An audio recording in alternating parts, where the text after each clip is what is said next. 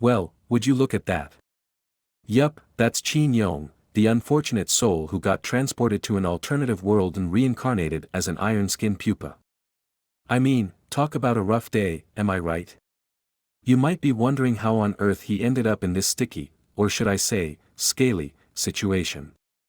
The classic tale of Qin Yong, the high school student who challenged the hottest girl in the school to a duel. The poor guy challenged her to a duel a whopping 99 times. That's dedication right there, folks. But alas, he never seemed to come out on top, whether it was running, academics, or even art. Ouch. One fateful day, the hot girl finally turned around and asked Qin Yong why is he so persistent, but Qin Yong surprised her with a sassy comeback. Sure, she may be drop-dead gorgeous, a sports superstar, a brainiac, and a creative genius, but does that mean she's perfect? No way. As the sun beat down on the school's track and field, out of nowhere, Qin Yong grabbed Chen Mo's hand and made a bold promise: he would do anything she wanted if she emerged victorious.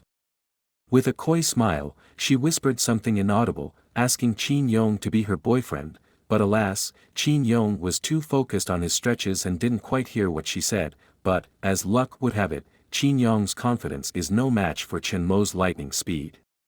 He's left in the dust as she sprints ahead, leaving him in a heap on the ground while she basks in the glory of her victory. As she's surrounded by cheering students, Chen Mo takes pity on comes over to check on him. But before she can even finish her sentence, about inviting Qin Yong on a date, Qin Yong was already planning his revenge. He's determined to challenge her again and again, for all of eternity if necessary, until he finally comes out on top. Qin Yong is running track with Chen Mo, and the next thing he knows, the ground is opening up beneath him like something out of a sci-fi movie. It's a full-on earthquake, and it's not looking good. As it turns out, Qin Yong has been given a second chance at life by none other than the dimensional god herself. Apparently, there's a god in charge of managing different dimensions, and she's taken pity on Qin Yong and his fallen classmates, knowing Chen Mo and his classmates have already reincarnated into the alternative world. Of course, Qin Yong being Qin Yong, he's not content to just come back to life and live an ordinary existence. Oh no. He's determined to be the strongest, the best, and the most powerful. Qin Yong asked the dimensional god for the strongest ability, no matter the consequences. The dimensional god was about to caution Qin Yong about the potential downside, but it was too late. The impetuous youngster was already bouncing with excitement, begging to be transported to this new world. In his mind, Qin Yong was already planning his ascent to the top, determined to surpass even Chen Mo and become the strongest being in this new life. With a flick of his wrist, the dimensional god sent Qin Yong hurtling through the multiverse. The young man's body was flung through time and space, he landed heavily on the ground, and amidst the dust, he reincarnated as an iron-skinned pupa. But hey, at least he got a six-pack. Looks like Qin Yong might have lucked out after all. Even though he's now a tiny little iron-skinned pupa, he's got the ultimate merging system on his side. Not only does it have infinite growth potential, but it also lets tiny pupa devour anything and everything he comes across to get stronger. And the best part? Once he's strong enough, he can return back to his human form. But tiny pupa is nothing if determined. He's not going to let a little thing like being a pupa hold him back. Thinking about his next plan. It looks like tiny pupa is in a problem. Not only is he tiny and stuck in a pupa, but he's also managed to trap himself in a deep hole. And let's not forget the fact that he's basically armless and legless, which doesn't exactly make for the best escape plan. So there he is, just circling around like a helpless little creature. To make matters worse, it's eerily quiet in this new world. No birds chirping, no leaves rustling, nothing. Suddenly, from out of nowhere, a group of bunnies sprang from the bushes. Tiny Pupa thought he was in the clear when he saw them, but then he noticed their sinister grins and razor-sharp teeth splitting its mouth. These weren't your average cuddly rabbits. Before he had time to catch his breath, the bunnies charged towards him and dove into the hole. Tiny Pupa's survival instincts kicked in. In a moment of pure desperation, he recalled his gym training and busted out some sit-ups that would make Arnold proud. With a Herculean effort, he sprang up and narrowly escaped the attack. Tiny Pupa leaped out of the hole and started bouncing and spinning around, escaping into the forest. Tiny Pupa was cruising down the forest, feeling the wind in his hair and the sun on his face. He was having the time of his life until he realized something was terribly wrong. He couldn't slow down. Suddenly, a creature descended from the sky. It was a massive serpent with wings. Tiny Pupa's heart was pounding as he narrowly dodged the beast's razor-sharp teeth. Just when he thought he was in the clear, he found himself in a swampy quagmire, where he was ambushed by hungry crocodiles. The scaly beast lunged at him with jaws wide open, but Tiny Pupa's quick reflexes saved him from becoming a reptilian snack. But his troubles were far from over. In his panicked flight, Tiny Pupa found himself stuck in a tree trunk. Tears streamed down his face, as he stumped upon a group of bunnies. As the bunnies closed in on him, he frantically begged for mercy, hoping that they would spare him. Opened his mouth and shouted desperately. But to his shock and horror, one of the bunnies leaped right into his mouth. The system then informed that Tiny Pupa had just devoured a yellow rank level 3 hopping bunny. The remaining bunnies took one look at their fallen comrade and hightailed it out of there as they'd just seen the devil himself. The system beeped and whirred as Tiny Pupa waited anxiously for the results of his render. Finally, it chimed in with the news he had been waiting for. He had gained a new ability. And not just any ability, but the hopping ability. Tiny Pupa could hardly contain his excitement as he hopped out of the tree and onto the forest floor. For the first time, he was able to stand on his own too, well, whatever you want to call them. He felt a sudden courage with newfound powers. And he couldn't resist testing them out. With a sly grin, Tiny Pupa charged deeper into the forest, looking for his next victim. He didn't have to wait long before he came across a two-headed snake. Tiny Pupa pounced on it like a cat on a mouse, sinking his teeth into the scaly flesh. But to his dismay, he couldn't seem to devour the creature no matter how hard he tried. Frustrated, he moved on to a four-armed bear but had no luck there either. Even a blade-back boar proved too tough for him to handle. The system chimed in with a helpful reminder: Tiny Pupa could only devour creatures weaker than himself, or ones that had already been defeated. Tiny Pupa barely had time to catch his breath before the four-armed bear came barreling towards him, its eyes filled with rage and hunger. The little Pupa knew he had to act fast if he wanted to avoid being the bear's next meal. With the bear hot on his heels, Tiny Pupa hopped through the forest as fast as he could, his heart pounding in his chest. Just when he thought he was done for, Tiny Pupa spotted a cave in the distance. Without a second thought, he hopped inside and ducked behind a nearby rock. The bear charged past him, snarling and snapping its jaws, but it couldn't reach Tiny Pupa's hiding spot. As he caught his breath, Tiny Pupa realized something strange: the ground beneath him was hot, almost like it was on fire. He cautiously lifted his head and peered around the cave, and that's when he saw it, a majestic Kirin, its hooves chained and its eyes blazing with anger. Tiny Pupa started to hop away, but the Kirin spoke up, demanding that he stop. Surprised, Tiny Pupa turned around to face the creature. To his amazement, Kirin claimed that fate had brought them together, and it was willing to offer Tiny Pupa a big fortune. Tiny Pupa's face contorted with disgust as he looked at the Kirin. Thinking to himself that Kirin was trying to pull some sort of scam, the Kirin assured Tiny Pupa that it was a majestic beast and wouldn't lie to a mere pupa. Yeah, right. But then the Kirin dropped a bombshell: there was a secret room behind them, and a treasure hidden inside. Tiny Pupa's eyes widened with excitement as he hopped his way into the secret room. Lo and behold, a shiny crystal ball was sitting there, just waiting to be taken. The Kirin urged Tiny Pupa to devour it, promising that it would help him level up dramatically. Seeing the implausible energy emitting from the ball, Tiny Pupa didn't even have to think twice. He opened his mouth wide and lunged toward the crystal ball like it was the last dumpling on the plate at a dim sum restaurant. Meanwhile, in the spirit beast gate, chaos erupted as a crystal ball cracked and shattered. It was like a disco ball gone rogue. Unfortunately, the explosion also backfired on a poor girl who was sitting nearby, causing her to spew blood like a fountain. The ministers were freaking out, not knowing what to do about her injuries, so they referred to her as Your Majesty the Queen. Wait, hold up, she looked familiar. She stated that the beast trap altar have been breached. When news of Kirin's escape reached the spirit beast gate, everyone was freaking out. They knew that if that majestic beast got out into the world, it would bring chaos and destruction. But there was one girl who refused to be intimidated. She claimed that if she could catch the Kirin once, she could do it again. "You go, girl." With a confident swagger, she stood up and ordered the ministers to follow her to the beast trap altar. Little did she know that a purple-haired girl was sneering at her from the sidelines, muttering that they wouldn't make it back alive. Drama alert.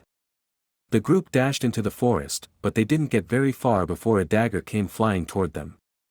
One of the ministers managed to block it, but they demanded to know who dared to attack the spirit beast gate. The silence was deafening. Things just got real. Out of nowhere, a white tiger appeared, and before anyone could even process what was happening, it chomped down on the poor defenseless minister like he was a Big Mac. Suddenly, a mysterious woman stepped out of the shadows, and she was not impressed with the spirit beast gate's reputation. She sneered and ridiculed their strength. Just when it seemed like things couldn't get any worse, the woman ordered her tiger to attack the group. But one of the ministers had a keen sense of the unusual aura surrounding the woman. He didn't hesitate for a second. He summoned his contract beast, a howling silver wolf, to fight back. He bravely decided to stay behind and cover their backs. As the group arrived at the cave, they could feel that something was off. It was like the air was charged with energy. They soon realized that the seal had been breached. Before they could even process what was happening, the girl in charge strutted her way into the cave like she owned the place. After chowing down on the ball, he started to feel like something was off. Why would Kirin let him eat something so valuable? Suddenly, a light bulb went off in his head. He realized that the crystal ball must have been what was sealing the Kirin all along. And then, things got even more interesting. Tiny Pupa had a stroke of genius and asked the system if he could devour creatures that were stronger than him, but only during their defenseless stage. And you know what? To his surprise, the system said yes. Knowing that he could devour the majestical beast, it looks like Tiny Pupa has a new favorite dish, Kirin steak. Despite the Kirin's initial sneer of disdain, Tiny Pupa fearlessly lunged onto the majestic beast and chomped down on its scales like they were potato chips. Kirin's expression quickly changed from one of arrogance to one of fear as Tiny Pupa activated his devouring skill. With a mighty bite, Tiny Pupa tore Kirin's body and soul apart, causing the beast to roar in agony. But, just when Tiny Pupa was about to revel in his newfound power, the system had some bad news. The Kirin was too powerful to be digested. Tiny Pupa tumbled around like a giant meatball, throwing a tantrum like a toddler who had been denied candy. But suddenly, a light bulb lit up in his head, and he realized that exercise might actually be the answer to his digestive issues. He shot off like a rocket, running around the cave like a madman. But after a minute of running, he collapsed onto the ground, gasping for breath like a fish out of water. The system popped up with some bad news. Exercise doesn't help with digestion, no matter how hard you huff and puff. The only way to digest a higher-level creature is to stuff your face with even more creatures, pieces of equipment, or treasuries. The Tiny Pupa grumbled and grunted, cursing the system for not telling him everything he needed to know. But the system had a quick comeback. "You never asked, buddy." Out of nowhere, the puny pupa began to levitate in mid-air, its body pulsing with the mystical energy of the Kirin. It was about to burst with excitement when a sudden pull sucked it toward the cave entrance. There, the pupa saw a girl chanting some ancient contract with funky symbols floating around her. The ministers were thrilled to finally capture the majestic Kirin, and they cheered as the girl's energy clashed with the creature's. But when the dust settled, they were shocked to discover that instead of the mighty Kirin, all they had captured was a tiny and confused pupa. Just as the pupa was trying to wrap its tiny brain around what was going on, the system popped up like an annoying pop-up ad, announcing that the contract had been signed and the pupa was now the Queen's one and only exclusive spirit creature. The girl holding the pupa looked confused as heck, but the pupa wasn't having it. It squirmed and wriggled like a noodle, protesting against the idea of being anyone's personal spirit creature. But then, out of nowhere, a stunning face appeared before him, looking suspiciously like Chinamo. The pupa was so distracted by the beauty that it didn't even notice when the queen suddenly snatched it up and held it upside down and had a clear look of despise. The queen suddenly spat out a mouthful of blood, collapsing to the ground with one knee. One of the ministers rushed over to check on her, but the other minister held him back, looking at the tiny pupa with disdain. Realizing that the queen had contracted with a trashy creature, the ministers knew that she was no longer valuable to the spirit beast gate. They had another queen candidate in mind. They ordered the girl to return all of her equipment and treasures, and she had no choice but to comply. The poor pupa watched in horror as the girl stripped off her gear and handed it over to the ministers. The pupa found the chance and slowly walked away from the cave. Whoa, hold up. The system's back, it's like that clingy ex who just won't quit. But this time, the system brought bad news. The owner can summon their spirit creature whenever they want, and once the owner dies, the spirit creature will also die. Before our tiny pupa could even contemplate the consequences, a freaking white tiger jumps out of nowhere and starts snacking on some unlucky souls.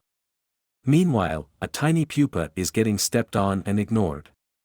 He protested against the mistreatment, and the woman was surprised to see a talking pupa. As she lifted the tiny pupa off the ground, she saw the contract and started ridiculing the young girl. The young girl was embarrassed and challenged the woman to a duel, but with her injured body, she was no match for the woman. Our tiny pupa jumps into action like a miniature superhero, trying to protect the young girl from the whips. But alas, the odds were not in their favor. Before they knew it, the young girl was lying on the ground, motionless and breathless. The woman rewards her tiger by letting it feast. Suddenly, tiny pupa sensed a bright light flashing before his eyes.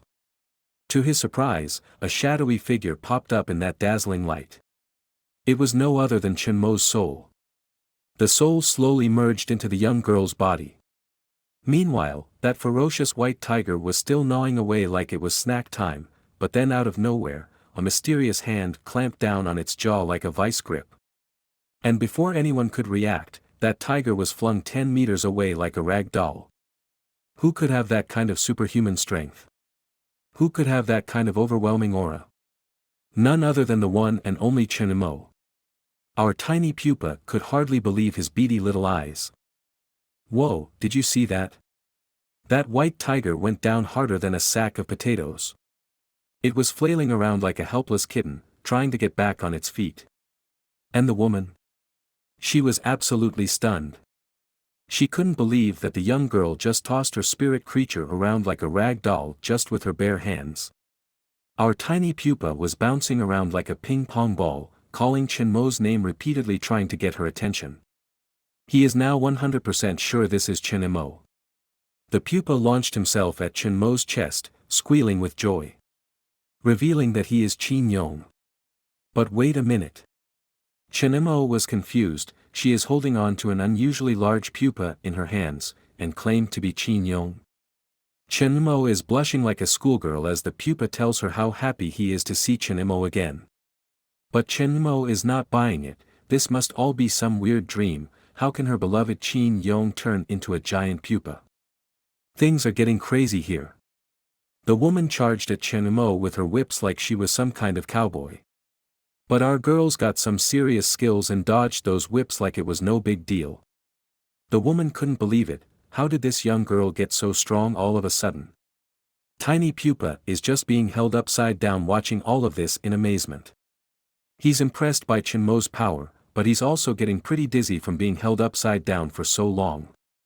Chenmo is holding the pupa and trying to make sense of all of this. According to Tiny Pupa, the woman is here to kill her and Chenmo is some kind of big shot in a guild or a clan. They're in a very bad situation and need to find a way to escape. Chenmo can't believe what she's hearing. She must be dreaming, right? But even in her dreams, she's not going to lose to anyone. With a serious gaze that could scare off a grizzly bear, Chenmo was ready to kick some serious butts. The poor tiger finally managed to get on its paws after stumbling around like a drunken sailor. The woman flexed her abilities and enhanced her white tiger's power with blazing lightning surrounding the big kitty. The tiger dashed toward Chenmo, with bolts of lightning striking the ground like Thor's hammer, creating massive dents on the ground. Chenmo held her tiny pupa tightly in her arms as she dodged all of the attacks like a ninja. Tiny pupa, feeling useless, questioned the system if he had any ability that could help. The system replied that he had another skill called armor fusion, which would allow him to become a suit of armor for his owner. The white tiger managed to trap the two in a corner and unleashed a powerful energy toward them that shook the entire cave. Suddenly, amid the dust, an armored arm appeared, holding tightly onto a ball of energy. It was none other than Tiny Pupa, who had transformed into a badass armed guard and fused onto Chinmo. The woman was undeterred, and her tiger looked more eager to fight than a toddler in a ball pit. They launched another attack, and the two went back and forth like a heated game of ping-pong. But Chinmo was not one to mess with. She seized the opening and punched the tiger's belly with the force of a sledgehammer. The impact was enough to shatter the tiger's spine and send it flying like a furry projectile. Tiny Pupa looked at Chinmo in amazement, thinking to himself, "This is the person who won the National Karate Black Belt Championship. I gotta step up my game." The connection between the tiger and the woman was broken, and the woman uncontrollably gushed out some blood. She couldn't believe what was happening as Chinmo slowly walked towards her like a boss. But the woman wasn't going down without a fight. She threw a flashbang grenade and vanished into thin air. "I'll be back for revenge," she shouted from the shadows.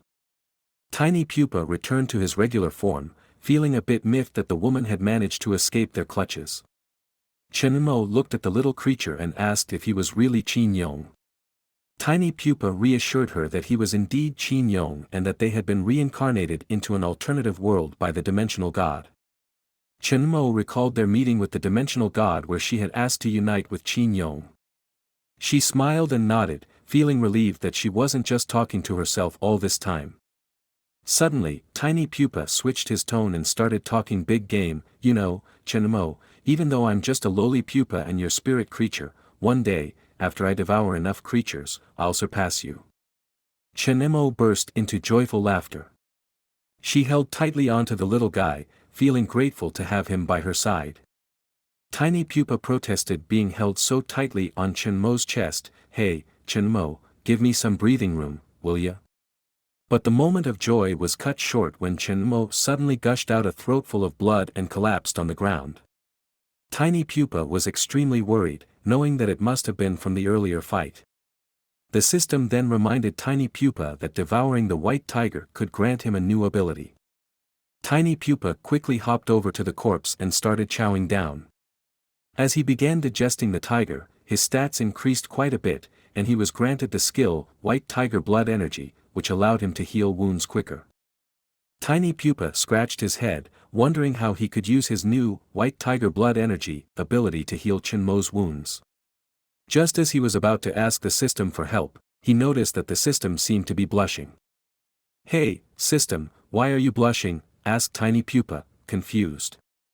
The system stuttered, well, it's just that, the thing is, the skill can only be used on you, Tiny Pupa. If you want to apply it to another person, they have to be in contact with your saliva or blood." Tiny Pupa's eyes widened in disbelief. This gave Tiny Pupa no choice but to start helping Chenmo heal her wounds. Chenmo was grateful for Tiny Pupa's help in healing her wounds. She said with a smile. Tiny Pupa replied with a giant red palm-sized mark on his face and said it was no big deal. The news of the fallen queen shook the spirit beast gate to its core. Disciples were running around frantically like headless chickens until a woman stepped forward, announcing that she would be the new queen. 날 보고 있으면 baby 너를 위한 melody, yeah. 네가 뮤지니까 잘 들어봐 play it.